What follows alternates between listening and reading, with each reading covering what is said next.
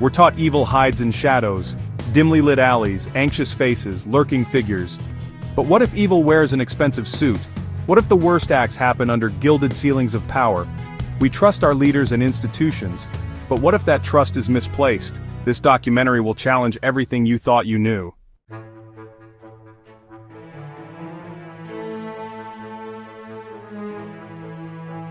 For years, whispers have circulated in the shadows. Whispers of unspeakable acts, of powerful figures gathering in secret, of lives destroyed by forces unseen. These whispers are often dismissed as conspiracy theories, the ramblings of the delusional. But what if these whispers hold a terrifying truth? Survivors come forward, bearing the scars of unimaginable trauma. They speak of organized networks, of rituals designed to control and manipulate. They tell stories of powerful individuals, their faces hidden behind masks, their true identities shrouded in secrecy. These stories, though disturbing, share striking similarities. The details, the symbols, the rituals, all point to a terrifying possibility, that these are not isolated incidents, but the work of a highly organized and deeply entrenched network of power. This network operates beyond the reach of the law, protected by its influence and shrouded in secrecy.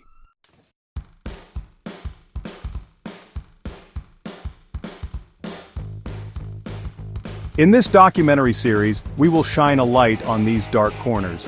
We will examine the testimonies of survivors, the evidence that has been ignored or suppressed, and the historical context that has allowed these alleged cults to flourish.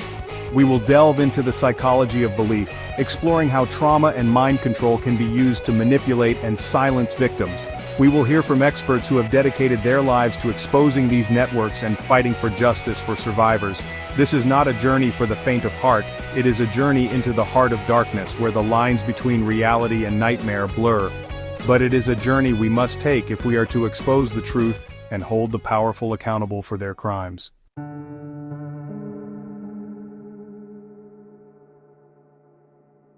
The desire for forbidden knowledge is ancient, echoing through history's shadowy corridors. Secret societies and occult rituals have long lured those in power, promising glimpses behind the veil of reality. Alchemists and mystics, patronized by kings, toiled in secret, blending science, magic, and ambition. Hidden from the world, these societies bred corruption and obsession, blurring the line between curiosity and darkness. Whispers of dark rituals remind us, the pursuit of the unknown can lead to the soul's darkest recesses.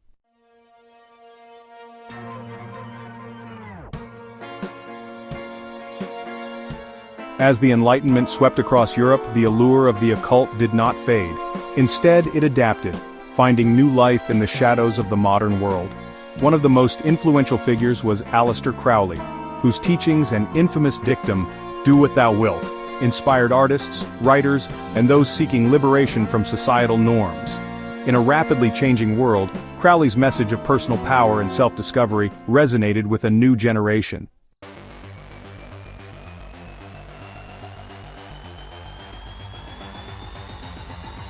The allure of the occult extends far beyond a thirst for knowledge. For some, the true draw lies in the promise of power, to control, to manipulate, to bend others to their will. The corridors of power have always been intertwined with the shadows of the occult. At this crossroads, ambition and secrecy create an intoxicating, dangerous allure, one that can easily turn sinister.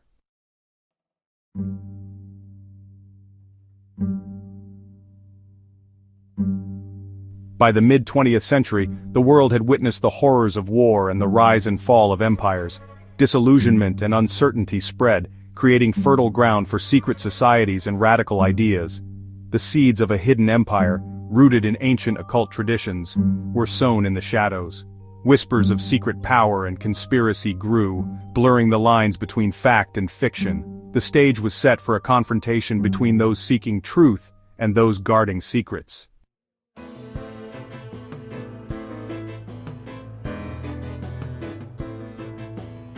Survivors reveal a chilling organized network bound by secrecy, ritual, and fear. These are not random acts but orchestrated events to enforce loyalty and obedience. Children born into this world are groomed and abused to ensure dependence and control. This cycle of fear and manipulation is the foundation of the network's power.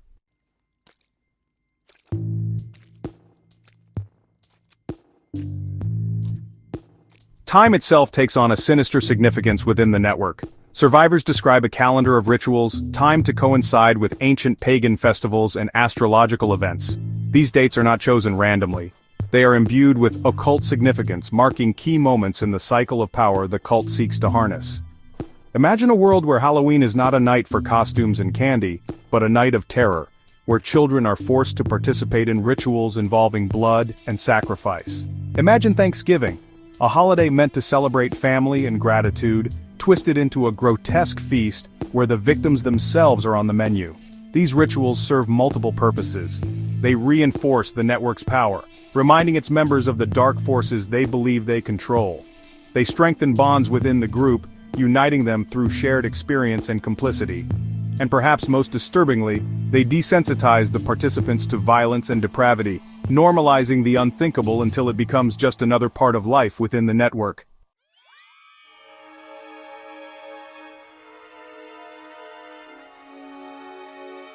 Who are the individuals who participate in these rituals? The answer, according to survivors, is as chilling as it is difficult to comprehend. They claim that the network reaches the highest levels of society, encompassing politicians, judges, CEOs, celebrities, individuals who wield immense power and influence in the outside world. Imagine a world where the people you are taught to trust, the very pillars of society, are the ones orchestrating these horrors. Imagine a courtroom where the judge presiding over a child abuse case is a participant in the abuse itself. Imagine a boardroom where powerful executives make decisions that affect millions, their minds still reeling from a night of ritualistic depravity. The presence of these elite individuals within the network is more than just a disturbing detail. It speaks to the insidious nature of power itself, how it can corrupt even the most seemingly upstanding individuals and bind them to a system of unimaginable cruelty. It also highlights the network's reach, its ability to infiltrate and potentially influence the very institutions that are meant to protect the vulnerable.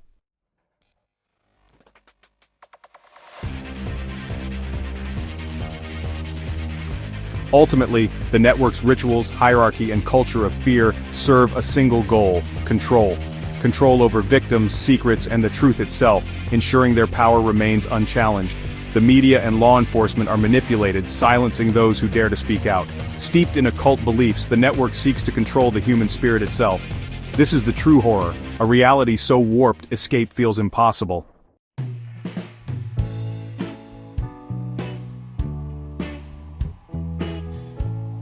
Alandra Markman's childhood was shaped by darkness and fear. Born into a family entrenched in occult rituals, Alandra was conditioned for a life of abuse. Violence was sacred, fear was currency, and silence meant survival. He endured relentless physical and psychological torment. Forced into brutal underground rituals, Alandra's innocence was stolen. Yet, his courage to speak out shines as a beacon of hope against unimaginable darkness.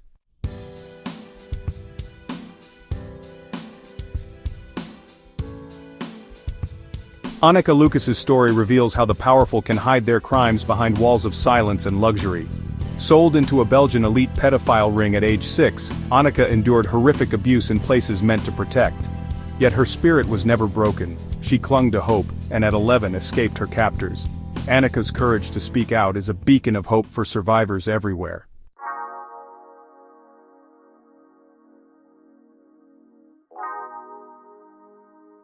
Yvonne van Riemsdijk's journey is a testament to resilience and the pursuit of justice. Raised in a cult in the Netherlands, her childhood was stolen by ritualistic abuse and manipulation. Her abusers, respected members of society, hid their crimes behind a veil of respectability. Despite trauma, Yvonne refused to be defined by her past. She reclaimed her voice, founded a support organization, and helps other survivors. Her story reminds us that hope can endure, and the human spirit can overcome.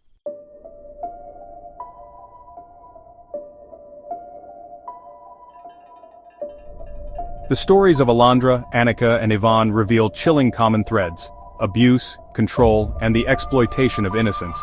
These are not isolated incidents but echoes of a larger pattern, a sinister network preying on the vulnerable. Children are groomed from their earliest years, conditioned to accept the unacceptable. Survivors often describe dissociation, feeling detached as if watching from a distance. By sharing their stories, they shine a light into darkness, empowering others to reclaim their lives.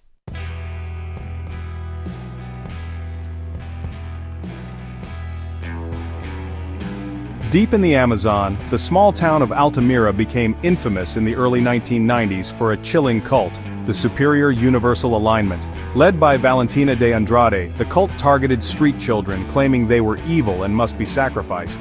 Her followers included doctors, lawyers, and businessmen, all swept up in her twisted gospel. The discovery of mutilated bodies sent shockwaves through Altamira, revealing a conspiracy that reached the town's elite.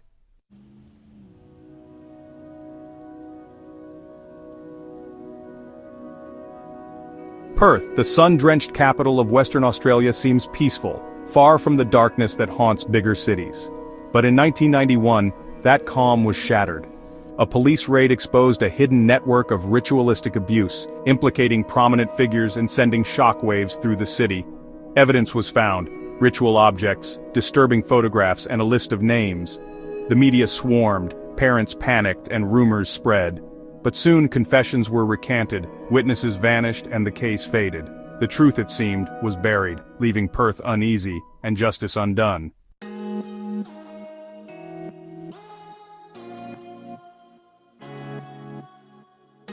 The Franklin scandal stands as a chilling example of how power and corruption can intersect at the highest levels, leaving shattered lives and unanswered questions. At its center was Larry King, who used his position to bankroll a child sex trafficking ring allegedly serving Washington D.C. S elite. Survivors described horrific abuse and a conspiracy of silence protecting the powerful. Investigator Gary Caradori died mysteriously, his files vanished, fueling suspicions of a cover-up. The case remains a stark reminder of the fragility of justice when power trumps truth.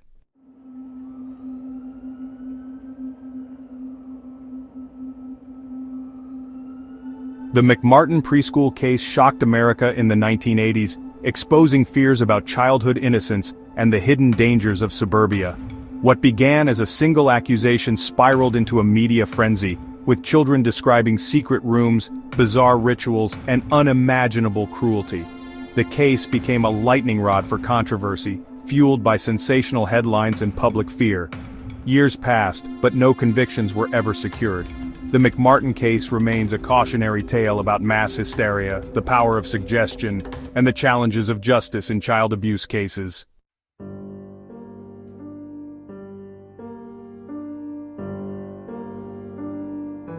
The disturbing reality is that systematic mind control isn't just the stuff of fiction.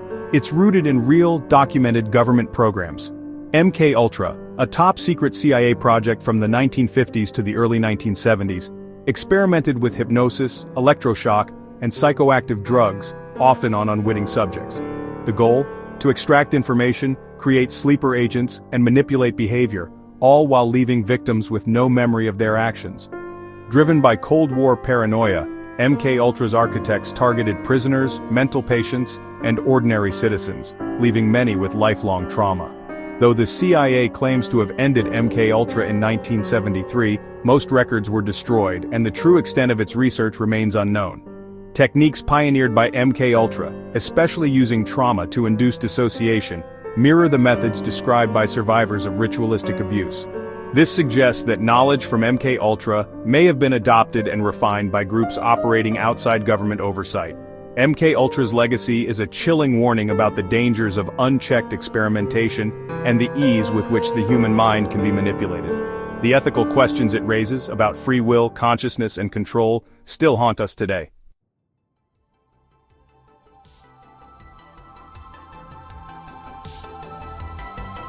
The human mind is resilient, but extreme trauma can shatter it.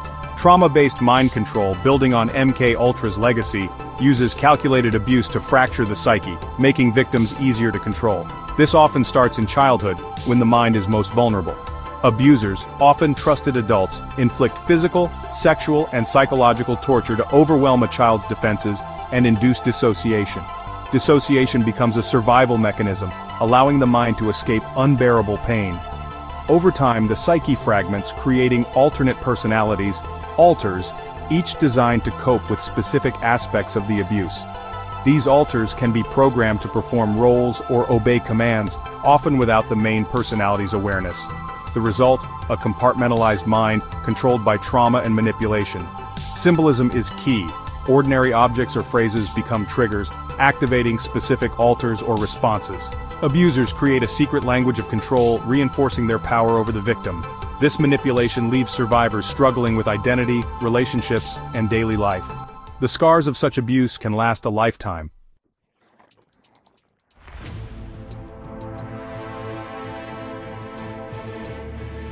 In trauma-based mind control, symbolism becomes a weapon. Everyday objects, colors, or phrases are conditioned to act as triggers, activating programmed responses in survivors. These triggers bypass conscious thought, instantly evoking fear, compliance, or dissociation. For survivors, a song, a rhyme, or even a scent can unleash terror or obedience. This turns the world into a minefield, where innocuous stimuli can re-traumatize or control. Abusers often use archetypal imagery, fairy tales, myths, or cultural references to deepen their control. Alice in Wonderland, with its themes of confusion and hidden worlds, is a common programming tool. Symbolic programming lingers long after abuse ends, making recovery difficult. Survivors may be triggered by random stimuli, with no conscious understanding of why. This persistent vulnerability complicates healing in daily life. The invisible strings of trauma can control survivors for years.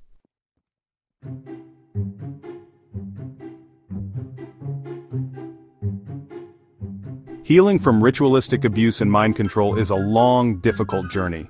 The abuse is designed to fracture identity and trust, leaving deep wounds that take years to address.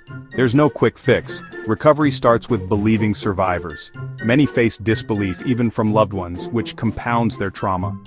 Validation is crucial. Without it, survivors feel isolated and alone. Trauma-informed therapy, focused on safety and empowerment, is essential. Skilled therapists help survivors piece together their past and manage symptoms like PTSD and anxiety. Healing isn't just about processing trauma, it's about reclaiming agency and rebuilding a sense of self. Survivors must learn to trust their perceptions, reconnect with their bodies, and set healthy boundaries. Recovery is a journey of self-discovery and empowerment. It's about finding one's voice and the right to live free from fear.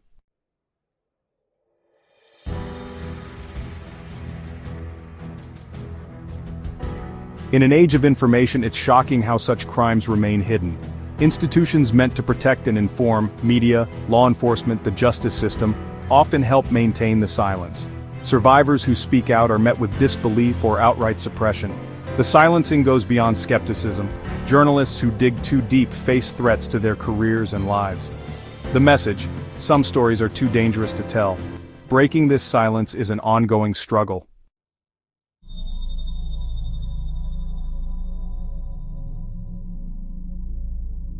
Despite fear and intimidation, some have bravely exposed the truth about ritualistic abuse. Whistleblowers, law enforcement, therapists, social workers, and survivors risk everything to bring these crimes to light. Ted Gunderson, a former FBI agent, spent his later years investigating and exposing organized abuse networks.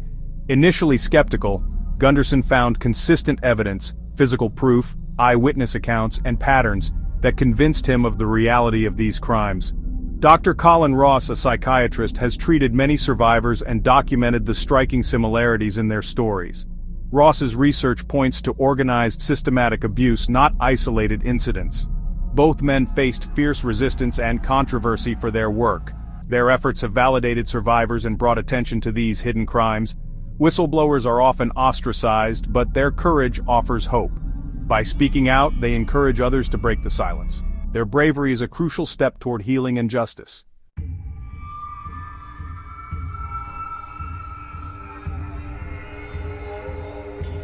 For survivors, seeking justice is often a frustrating, fruitless battle.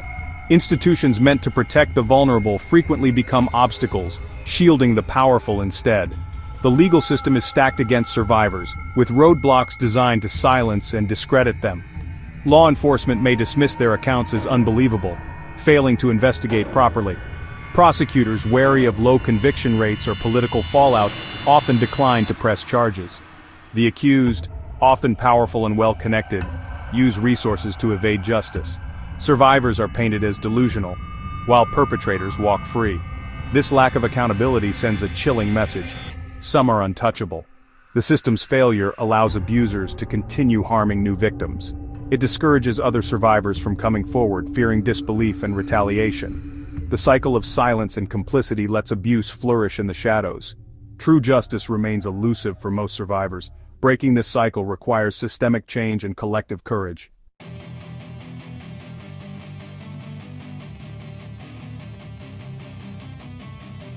Despite formidable opposition, a global awakening is underway, fueled by survivors, whistleblowers, and those demanding justice. Online forums and support groups connect survivors, allowing them to share their stories and find strength together. Independent journalists and advocates are exposing cover-ups and shining a light on systemic failures. Grassroots organizations and law enforcement are working for change, supporting survivors and demanding accountability. The truth is coming to light, and a global movement is gaining momentum, driven by courage, unity, and hope.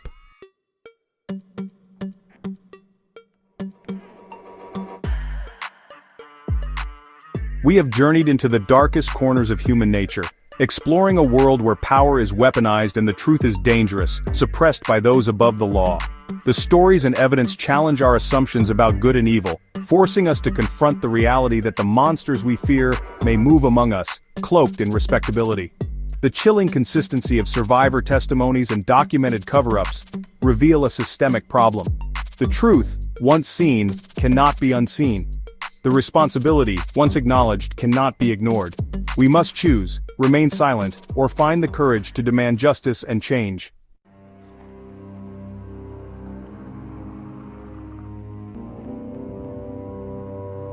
The first step towards healing and justice is to break the silence. For too long, survivors have suffered alone, their voices unheard. We must create a world where survivors feel safe to come forward, where their stories are heard and believed. We must hold perpetrators accountable, no matter their power or status. By confronting this darkness, we honor victims and affirm our belief in a better, more compassionate world.